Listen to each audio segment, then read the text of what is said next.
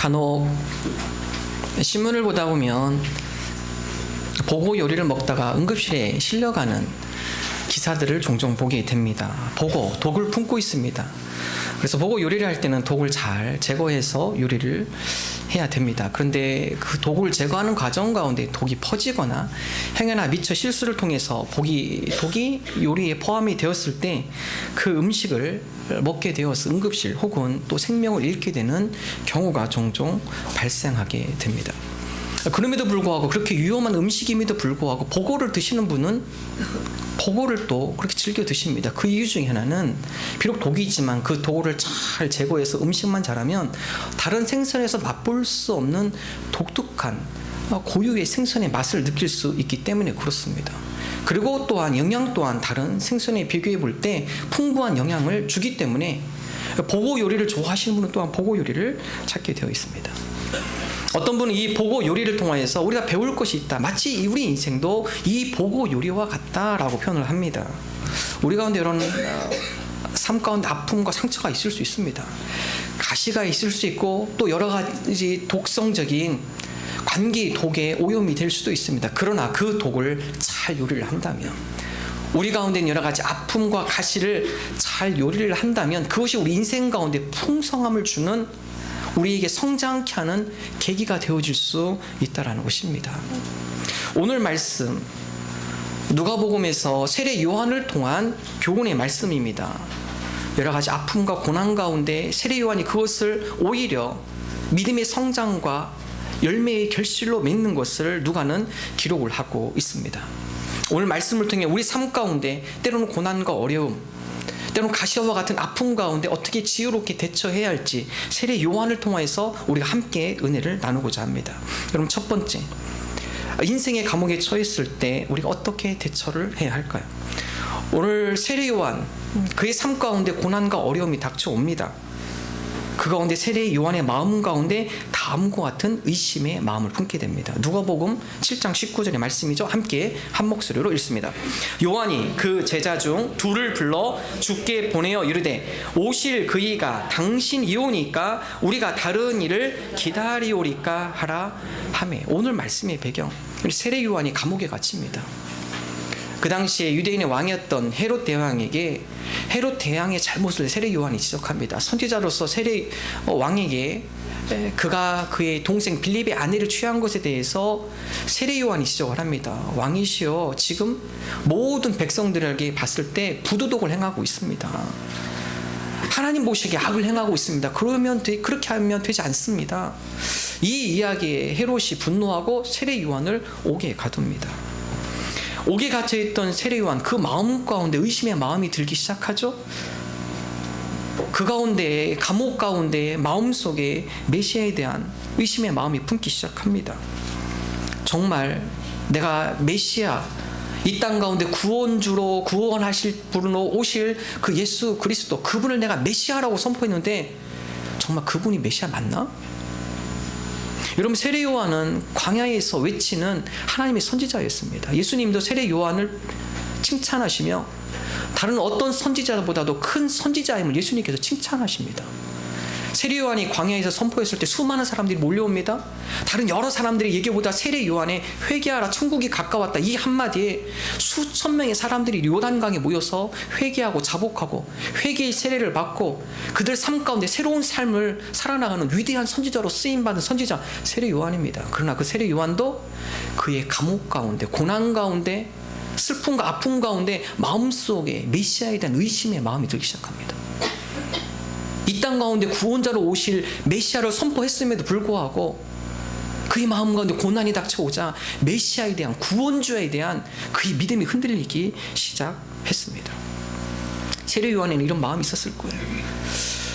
내가 선포한 구약의 예언의 메시아, 그분이 오시면 이스라엘이 로마로부터 해방되겠지. 그리고 내가 그분을 메시아로 선포했기 때문에 이 감옥에 있는 나를 그 메시아가 어떻게 해서라도 벗어나게 해주겠지. 이 감옥에서 내가 탈출할 수 있도록, 이 감옥에서 내가 해방되어질 수 있도록 어떠한 역할을 해주시겠지. 세례 요한의 기대가 있었을 것입니다. 그러나 그 어떠한 세례 요한의 기대도 응답되지 않았습니다. 그럴 때 찾아오는 우리 마음의 의심들, 세례 요한뿐만 그럴까요? 우리 삶 가운데 여러 인생의 감옥들이 있습니다. 내 생각에 이게 하나님의 뜻인 것 같고, 내 기도와 간구 가운데 이것이 바른 것 같고, 그리고 하나님께서 이것을 응답해 주실 것 같다라는 생각, 그것이 응답되지 않았을 때, 그 인생의 감옥이 우리 가운데 풀려지지 않았을 때, 그 인생의 감옥 가운데 더 깊은 감옥으로 우리가 빨려 들어갈 때, 우리 마음 가운데 의심의 마음이 생길 수 있습니다. 하나님, 뭐 하시는 겁니까? 하나님 정말 살아계시는 거 맞습니까? 성경에는 하나님께 부르짖으면 크고 은밀한 일들을 우리에게 알려주시고 응답해 주신다 하시는데, 정말 이 말씀이 맞는 겁니까? 메시아 그분이 우리의 구원자 맞습니까? 예수 그리스도 그분이 하나님의 아들이십니까?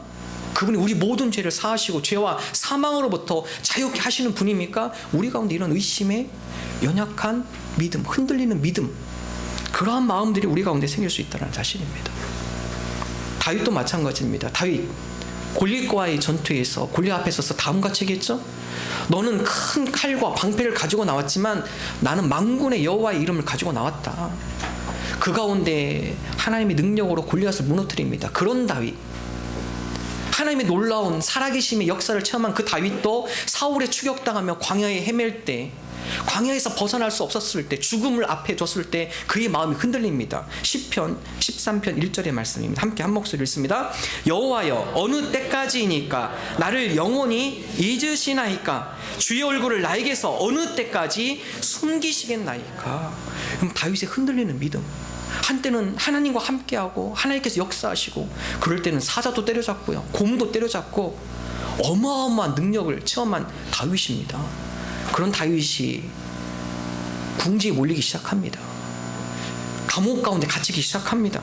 그런 가운데 그 마음속에 흔들리는 마음, 주님 왜 나를 영원히 잊으십니까? 주의 얼굴을 어느 때까지 숨기시겠습니까? 왜 제 기도에 응답하지 않는 것입니까? 하나님 정말 나와 함께 하시는 거 맞습니까? 라는 의심의 마음. 여러분, 우리도 그런 마음이 있을 수 있다는 사실입니다. 신앙생활 잘하고 있는데 왜 나에게 이런 어려움이 발생해? 우리 가족 가운데 왜 이렇게 이런 힘든 일이 일어나? 저 함께 신앙생활하는 우리 성도들 중에 제가 부교육자 섬겼을 때 운전을 봉사하신 분이었습니다. 신앙생활 잘하셨어요. 근데 운전하시다가 어떻게 사고가 났습니다. 여러분, 그 당시에 운전해서 사고 나면은 큰 손해이죠. 한 번은 넘어갔어요. 이런 어려움도 있을 수 있겠지. 이번에는 그의 아들이 놀다가 크게 다쳤습니다. 그 마음속에 의심이 들기 시작해요. 하나님, 내가 이렇게 신앙생활 열심히 하고 봉사도 열심히 하고 주중에도 교회에 있으면 제가 운전 다 내려놓고 와서 봉사도 하고 그러는데 하나님 왜 나에게 이런 시련을 주십니까? 흔들리는 믿음. 하나님이 살아계시다면 이러면 안 되시잖아요. 하나님이 신앙생활 열심히 하는데 오히려 복을 주셔야지 왜 저에게 이런 아픔과 슬픔과 어려움을 주시는 겁니까? 우리에게 이런 흔들리는 믿음이 존재한다라는 사실입니다. 바울과 실라가 다음 같은 고백을 합니다. 그런 우리의 흔들리는 믿음, 인생의 감옥 가운데 우리를 끌고 내려가는 암울한 그런 흔들리는 믿음 가운데 바울과 실라 어떻게 했나요? 사도행전 16장 24절 25절 함께 한 목소리 읽습니다. 그가 이러한 명령을 받아 그들을 깊은 옥에 가두고 그 발을 착고에 든든히 채웠더니 한밤중에 바울과 실라가 기도하고 하나님을 찬송하며 죄수들이 듣더라. 여러분, 우리가 인생의 감옥이 있을 수 있습니다. 바울과 실라는 그런 인생의 감옥 가운데 우리가 갇힐 때 우리가 해야 할 것, 우리의 믿음이 흔들리지 않기 위해서 우리가 해야 할 것, 기도와 찬양입니다. 우리 모두가 다 흔들리는 믿음이 있을 수 있습니다. 환경과 여건 가운데 우리의 믿음이 나약해질 수 있습니다. 나약해진 우리의 믿음 가운데 흔들리지 않도록 굳건한 믿음 가운데 세워질 수 있는 것, 기도와 찬양 가운데 나아가라고 바울은 우리에게 말씀하고 있습니다. 여러분, 바울도 그 당시 빌립보에서 복음을 전했죠. 하나님의 복음을 전하면서 귀신 들린 자를 내쫓고, 그런 가운데 바울과 실라가 빌립보 사람들로 하여금 감옥에 갇힙니다. 특별히 성경 말씀에 보면 깊은 감옥에 갇혔다. 감옥만 갇힙니까? 그 전에 매도 맞고 착고도 차이고, 깊은 감옥이라는 것은 중범죄자들, 사형수들이 갇히는 깊은 감옥 가운데 바울과 실라가 감옥에 갇힙니다. 한밤중에 하소연할 수 있어요. 하나님 앞에 탄원할 수 있습니다. 하나님, 빌립보는 이 지역에서 저희가 잘못한 게 무엇입니까? 하나님의 복음을 위해서 목숨을 걸고 하나님의 복음 사역을 감당하는데 결과가 깊은 옥살입니까? 이해가 되지 않고 믿음이 흔들릴 수 있어요. 그런 가운데 깊은 감옥 속에서 그들의 믿음이 흔들리지 않도록 그 가운데 바울이 취한 것, 신라가 취한 것, 하나님 앞에 더 찬양하고 기도한 것을 성경은 우리에게 말씀하고 있습니다. 오늘 이 말씀을 묵상하며 주님, 행여나 우리 가운데 흔들리는 믿음, 그 믿음 가운데 우리가 깊은 감옥 속으로 내려가지 않도록, 우리가 그 가운데 우리의 믿음이 나약해지지 않도록, 흔들리지 않도록 우리가 주님 앞에 감옥에 있을 때 더 주님 앞에 기도하며 찬양하며 우리의 믿음이 견고하게 세워지는 하나님의 백성 되게 하여 주옵소서. 우리가 이러한 믿음으로 고백하며 나가는 저와 여러분 되시기를 주님의 이름으로 축원합니다. 인생에 감옥이 있습니다. 내가 스스로 만든 것이 아니라 수동적 여건과 환경 가운데 감옥에 갇힐 때가 있습니다. 수동적 여건과 환경, 그러나 그 가운데 능동적 대처가 우리에게 필요합니다. 어떤 분이 그래요. 원수는 외나무 다리에서 만나는 게 아니라 직장에서 만난다. 직장에 가면 원수들이 있다고. 어떻게 원수들이 거기 꼭 숨어서 나타나시는지. 수동적 환경입니다. 그렇다고 직장 안 다닐 수 없잖아요. 그 가운데 겪어야 할 일입니다. 그런 수동적 환경 가운데 비판적으로, 비관적으로, 그 가운데 실망하며 좌절하며 나갈 때 우리는 계속 감옥 깊은 데로 빠져들어가는 것이죠. 비록 수동적 환경, 내가 원하지 않는 그런 환경과 여건이 왔을 때 그 가운데 우리가 어떠한 자세로 대처하느냐, 능동적 대처입니다. 그 가운데 어떻게 이 상황 가운데 내가 상처를 받지 않고 지혜롭게 이 환경을 이겨낼까, 능동적 대처입니다. 우리에게 그러한 능동적 대처를 할 수 있는 지혜와 능력이 우리에게 필요한 것이죠. 어떤 분은 스스로 감옥을 만들어 가시는 분들도 계십니다. 많은 여성분들 그런 생각하세요. 내가 결혼해서 저 남자 만나면 내가 나의 옆에 날개가 달릴 거야. 그래서 내가 더 멋지게 비상할 거야. 그러시나요? 잘 날아다니십니까? 곤두박질 치시지 않으세요? 더 깊이 추락하지 않습니까? 되돌아갈 수 없는 과거에 집착하며 후회하는 인생, 그 가운데 어떠한 발전도 변화도 일어나지 않습니다. 완벽한 사람이 어디 있을까요? 맞추며 살아가는 거죠. 포기할 건 포기하고 내려놓을 건 내려놓고, 단점보다는 장점을 발견하기 시작하고, 불평보다는 그 가운데도 그럼에도 불구하고 감사거리를 발견해내는 것, 이런 능동적 대처 가운데 우리의 삶의 변화가 일어나는 것이고, 그 가운데 열매가 맺히는 것이고, 우리가 좀 더 발전적인 부분으로 나아갈 수 있다는 사실입니다. 그래서 어떤 목사님 이런 얘기 하셔요. 그런 의미에서 우리가 내비게이션 아줌마 닮아야 한다고. 절대 불평하지 않습니다. 옆에서 꾸짖지 않아요. 잘못해도 친절하게 잘 알려줍니다. 어떤 내비 아줌마는 애교까지 부려요. 잘못 가도 애교까지 부르면서 다시 돌아오라고. 그러다 보면 결국은 목적지 가는 겁니다. 참고 인내하고 그 가운데 한탄하고 비평하는 것이 아니라 능동적으로, 오히려 긍정적으로 바라보면서 나아갈 때 우리가 바라는 목표점에 우리가 도달할 수 있게 되는 것입니다. 요한은 다음과 같이 고백을 합니다. 그의 인생의 감옥 가운데, 흔들리는 믿음 가운데 그의 제자들을 보내어서 그 믿음의 마음을 가지고 예수님께 나아갑니다. 20절의 말씀입니다. 우리 함께 한 목소리로 읽습니다.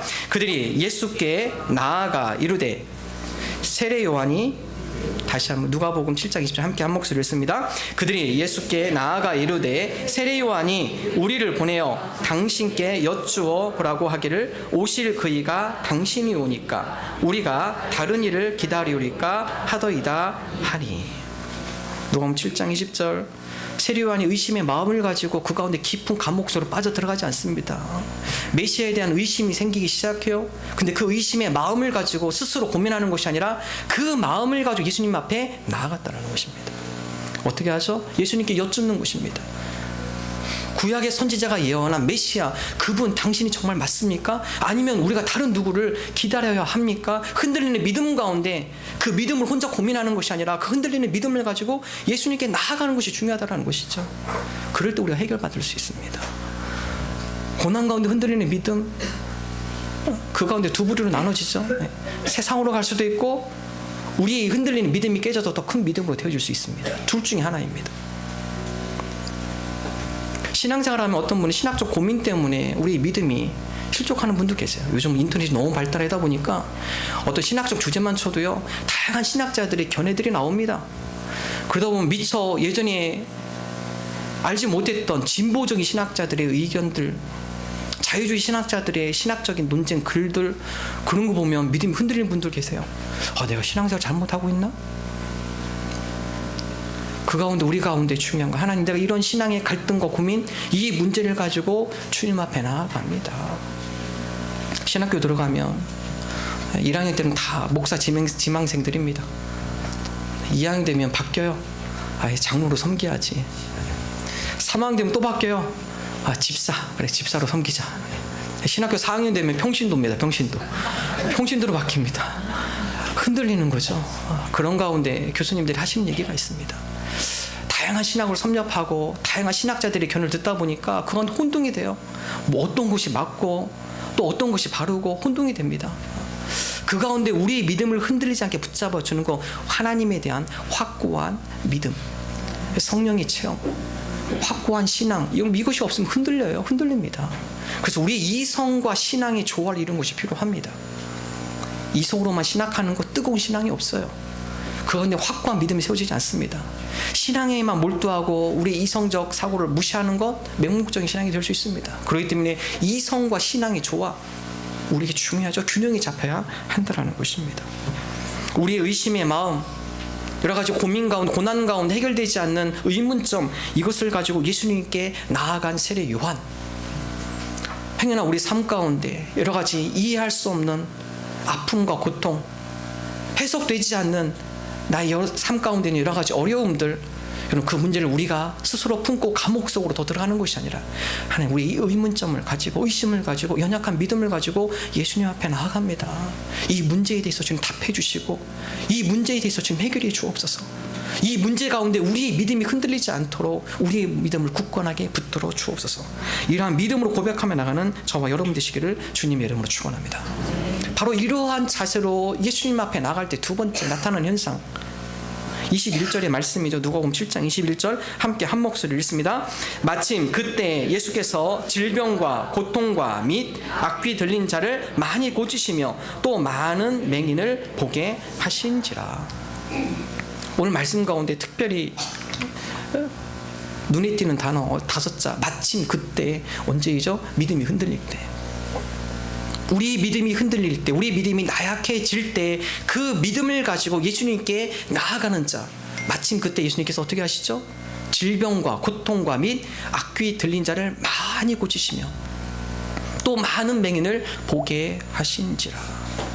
두 부류로 나눠집니다. 한쪽은 그 의심의 마음을 가지고 세상으로 가시는 분, 하나님 없네, 신앙생활 이거 다 거짓말이네, 무신론자가 되어서 세상으로 나가는 분.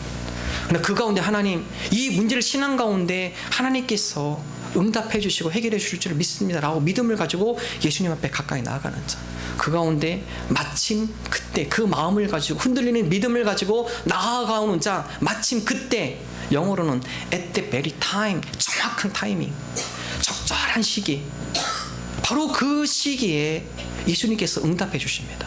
오늘 말씀이면 더 악귀 들린 자를 더 많이 고치시더라, 또 많은 맹인들을 보게 하신지라. 다른 어떤 때보다도 더 큰 은혜 가운데 우리의 믿음이 흔들리지 않도록 붙들어 주시는 예수님의 모습이 오늘 말씀에 기록이 되어 있습니다. 여러분, 그렇습니다. 우리의 나약한 믿음, 그 믿음 가지고 우리가 예수님 앞에 더 가까이 나아갈 때 우리의 나약한 믿음이 깨어지는 시간입니다. 우리의 약한 믿음의 껍데기가 벗겨지는 시간입니다. 그 가운데 예수님의 능력 가운데 다시 우리 믿음이 세워지는 귀한 시간이 되어진다는 것입니다.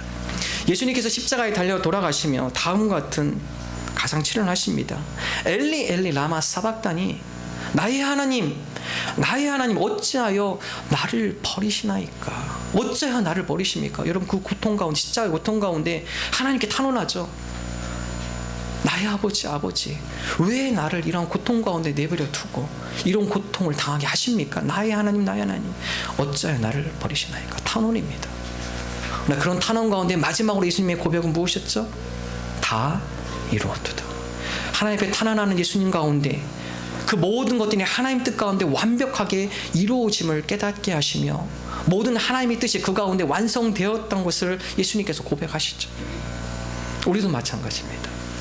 우리가 이해할 수 없는 여러 가지 우리 인생의 의문들, 문제들, 그 문제를 가지고 주님 앞에 나갈 때 어느 순간에 깨닫게 돼요. 아, 하나님의 뜻이 여기에 있었구나. 하나님의 인도하심과 섭리의 손길이 나와 함께 있었구나. 다윗의 고백입니다. 다윗이 나를 영원히 잊으셨나이까? 주의 얼굴을 나에게서 어느 때까지 숨기시겠나이까? 다윗이 그런 고백으로 주님 앞에 나갑니다. 결국 그의 인생의 마지막 고백은 다음과 같습니다. 시편 13편 5절 6절 함께 한 목소리 읽습니다. 나는 오직 주의 사랑을 의지하였사오니 나의 마음은 주의 구원을 기뻐하리이다. 내가 여호와를 찬송하리니 이는 주께서 내게 은덕을 베푸심이로다. 다윗의 고백입니다. 처음에는 탄원이에요. 하나님께서 계시지 않는 것 같고, 하나님께서 나를 도와주지 않는 것 같고, 하나님께서 나를 멀리 떠나신 것 같고, 하나님께서 숨어 계셔서 나와 함께하지 않는 것 같고, 그런 마음이 있었습니다. 그런 의심의 마음을 가지고 하나님 앞에 간구하며 나갈 때 그의 마지막 고백, 하나님께서 내 마음의 구원의 기쁨을 허락해 주신다. 주께서 내게 은덕을 베푸실 것을 믿습니다.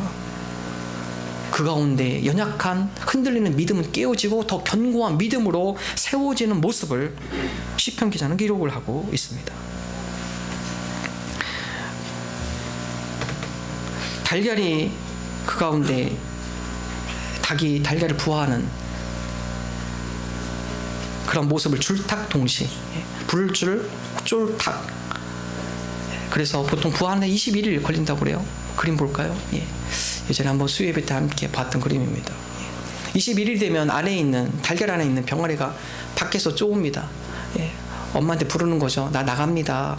톡톡톡 깹니다. 근데 그 소리를 듣고 엄마가 어미닭이 얼른 와가지고 밖에서 또 쫄탁 막 쫓습니다. 쪼아줍니다. 그리고 그 안에 있는 병아리가 쉽게 나올 수 있도록 도와주는 것이죠. 어미닭이 먼저 가서 쪼지 않습니다. 그 가운데 충분한 시간이 필요한 것이죠. 21일이라는 부화의 기간이 필요합니다. 우리가 우리의 의심의 마음과 삶의 여러 가지 고난의 문제를 가지고 주님 앞에 기도하며 간구하며 그 문제를 가지고 아뢰일 때 at the very time, 하나님께서 가장 적절한 타이밍, 우리가 그것을 끊임없이 붙들고 하나님 앞에 간구하며 포기하지 않으며 나갈 때 하나님께서 예배하신 하나님의 타이밍, 그 타이밍에 하나님께서 오셔서 우리의 연약한 믿음의 껍질을 벗겨주시고 그 가운데 새로운 생명력 있는 믿음의 사람으로 우리를 변화시켜 주신다는 것입니다. 누가복음 7장 23절 예수님께서 다음같이 말씀하시죠. 함께 한 목소리 읽습니다. 누구든지 나로 말미암아 실족하지 아니하는 자는 복이 있도다 하시니라. 그러므로 실족하지 않는 것, 때는 우리 이성으로 이해가 안 돼요. 그럼에도 불구하고 실족하지 않고 인내하는 자, 그럼에도 불구하고 그 문제를 가지고 끊임없이 간구하며 하나님 앞에 부르짖는 자, 그 문제를 가지고 끊임없이 하나님 앞에 아뢰는 자, 결국 그들이 문제를 해결받고 그 가운데 응답을 받고 그 가운데 복을 누릴 수 있음을 예수님께서 말씀하고 계십니다. 과학 분야에서 사용되는 용어 중에 세렌디피티 효과가 있습니다. 세렌디피티, 우연의 발견. 페니실린, 대표적인 예로 페니실린의 발견이죠. 영국 미생물학자 알렉산더 플레밍, 이 사람이 우연하게 페니실린을 발견합니다. 1928년 포도 상구균을 기르던 배양 접시, 그 당시에 보통 균을 기르는 배양 접시, 그 배양 접시에 뚜껑이 있습니다. 왜냐하면 일반 공기에 날아다니는 곰팡이 균들이 있기 때문에 포도 상구균, 그쪽에 다른 곰팡이균이 섞일 수 있기 때문에 배양 접시에 뚜껑을 닫아놓습니다. 그런데 1928년에 이 플레밍이 휴가를 감에 있어서 실수를 합니다. 그 배양 접시에 뚜껑을 닫아야 하는데 미처 그것을 닫지 못하고 휴가를 가게 됩니다. 그리고 휴가를 끝나고 연구실에 와보니까 예전에 볼 수 없던 또 다른 균이 발견이 됩니다. 푸른 곰팡이가 그 가운데 자란 것을 보게 됩니다. 이것이 결국 그 당시에 전염병을 막는 항생제의 출발이 이곳에서 시작이 됐습니다. 플레밍뿐만 아니라 뉴턴 마뉴엘의 법칙, 어느 순간에 사계가 떨어져요. 중력이구나 깨닫게 됩니다. 다이너마이트의 발견, 다들 우연이라고 생각을 합니다. 그래서 세렌디피티 효과라고 얘기합니다. 그러나 그 가운데 우연의 발견이 아니라 끊임없는 고민과 연구가 있었다라는 것입니다. 많은 사람들은 우연의 발견, 그렇지 않습니다. 플레밍이 그 균을 발견하기 위해 수많은 노력과 관심과 연구를 하게 되죠. 이것이 몰입의 법칙입니다. 어느 한 곳에 몰입하게 되고 그곳에서 연구와 끊임없는 관심을 가질 때 다른 사람이 못 보는 곳을 보게 되는 것이죠. 만유인류 법칙도 그냥 사고가 떨어져 중력이구나 곧바로 깨달은 게 아니죠. 끊임없이 연구하고 생각하는 가운데 사고가 떨어져요. 원인이 뭘까 고민하게 됩니다. 그 가운데 몰입하게 되니까 다른 사람이 미처 생각하지 못한 것을 생각하게 되는 것이죠. 그래서 많은 발명가들 보면 그분들 가운데 특징 몰입하는 것이죠. 끊임없이 관심 갖는 것입니다. 거기에 대해서 끊임없이 연구하는 것이에요. 그런 가운데 똑같은 현상이지만 미처 다른 사람 눈에는 보이지 않습니다. 그러나 그 사람 눈에는 그게 특별하게 보입니다. 거대하게 보입니다. 다른 사람이 알아챌 수 없는 거지만 그 사람에게는 특별한 걸로 다가오게 되는 것입니다. 거기에 바로 위대한 발견이 시작이 되어집니다. 여러분 기도도 마찬가지예요. 우리가 예수님 앞에 우리의 문제를 가지고 나아가는 것도 마찬가지입니다. 한두 번 해서 안 된다 포기하는 것이 아니라 끊임없는 지속적인 하나님 앞에 간구하며 그 문제를 가지고 나아가는 것이 중요합니다. 그럴 때 우리가 예전에 미처 깨닫지 못했던 것들이 기도하는 가운데 깨달아집니다. 하나님께서 이러한 섭리와 과정 가운데 하나님께서 우리를 이렇게 인도하시는구나. 세례 요한 그 마음 가운데 의심한 마음, 그 마음을 가지고 주님 앞에 나아감으로 예수님께서 다음과 같은 확신을 주십니다. 누가복음 7장 22절 함께 한 목소리 읽습니다. 예수께서 대답하여 이르시되 너희가 가서 보고 들은 것을 요한에게 알리되 맹인이 보며 못 걷는 사람이 걸으며 나병 환자가 깨끗함을 받으며 귀 먹은 사람이 들으며 죽은 자가 살아나며 가난한 자에게 복음이 전파된다 하라. 여러분 세례 요한의 의심, 메시아에 대한 의심이에요. 정말 저분께서 하나님의 아들로서 이 땅 가운데 메시아가 될 분이신가?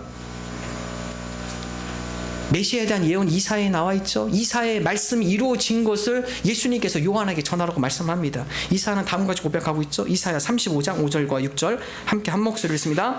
그때 맹인의 눈이 밝을 것이며 못 듣는 사람의 귀가 열릴 것이며 그때 저는 자는 사슴같이 뛸 것이며 말 못하는 자의 혀는 노래하리니 이는 광야에서 물이 솟겠고 사막에서 시내가 흐를 것임이라. 세례요한 네가 지금 의심하고 있니? 네 믿음이 흔들리고 있니? 이사야 선지자가 예언한 메시아에 대한 예언, 그분이 오실 때 맹인이 눈을 밟을 것이며 못 듣는 사람이 귀가 열릴 것이며 저는 자가 사슴같이 뛰고 말 못하는 자가 혀가 노래하게 될 것이다. 광야에서 물이 솟고 사막에서 시내가 흐르는 그 메시아가 오는 것을 네가 눈으로 확인할 것이다. 예수님께서 그것을 직접 보여주셨죠, 제자들에게. 그리고 그 이사야가 예언한 메시아가 바로 예수님이심을 예수님께서 증언해 주십니다. 흔들리는 믿음 가운데 확신을 주셨다라는 것입니다. 오늘 우리가 이 말씀을 묵상해 주님, 행여나 우리 삶 가운데 의심되는 마음, 연약한 믿음, 하나님 그 가운데 우리가 그 마음을 가지고 우리 스스로 감옥 속으로 끌고 들어가는 것이 아니라 그 마음을 가지고 주님 앞에 나아감으로 의심의 믿음이 깨어지고 그 가운데 더 견고한 믿음이 세워지는 하나님의 믿음의 백성 되게 하여 주옵소서. 우리 고난주간 이번 내일부터가 아니라 그 다음 주 월요일부터 고난주간이 시작이 됩니다. 고난주간에 특별히 우리가 특별 새벽 기도회로 우리 함께 기도를 드리길 원합니다. 여러분 삶에 이해되지 않고 여러 가지 마음에 신앙 가운데 확신이 없고 마음 가운데 의심 가운데 있는 분들, 여러분 그 문제를 가지고 하나님과 그 문제를 가지고 예수님께 나아가기를 소망합니다. 좀 이 연약한 믿음, 하나님 우리가 집중적으로 주님 앞에 우리의 문제를 가지고 하나님 앞에 응답받기를 원합니다. 그 고민 가지고 우리가 계속적으로 흔들리는 믿음 가운데 살아가는 것이 아니라 우리에게 확신 주시고 우리의 연약한 믿음이 깨어져서 그 가운데 견고한 믿음으로 변화되어지는 그러한 은혜의 시간 되게 하여 주옵소서. 우리 삶이 그런 믿음의 삶 되게 하여 주옵소서. 고난주간 새벽기도 한다니까 2주 뒤에 참석해야겠지 생각하시면 못합니다.